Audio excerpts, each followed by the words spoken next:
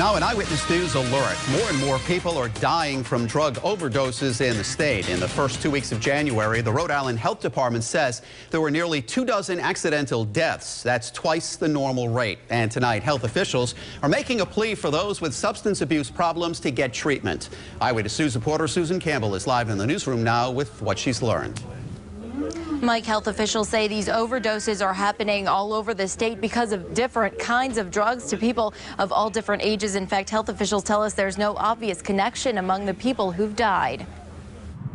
The Rhode Island Department of Health is issuing an urgent warning about deaths caused by drug overdoses. We are seeing twice as many drug overdose deaths as we're used to seeing. In the new year, 22 Rhode Islanders have died of drug overdoses. Health officials don't know why there's been a sudden spike, but they do know almost all of the deaths, in fact 18 out of 22, happened over weekends. Most of the drugs we're talking about are drugs that people would use consistently. It's not like binge drinking, so it almost looks like binge drug use.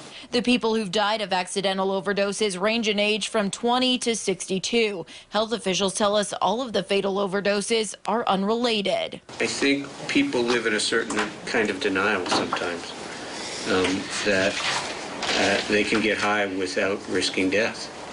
And I think the thing to emphasize here is, getting high is risking death, and risking it quite significantly. That's why health officials are pleading for people to get help. For the first time, because of the Affordable Care Act, treatment is much more affordable and available because people who used to be uninsured can now seek treatment.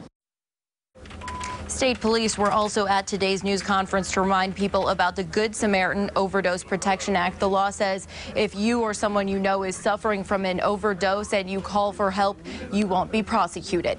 Live in the newsroom, Susan Campbell, Eyewitness News.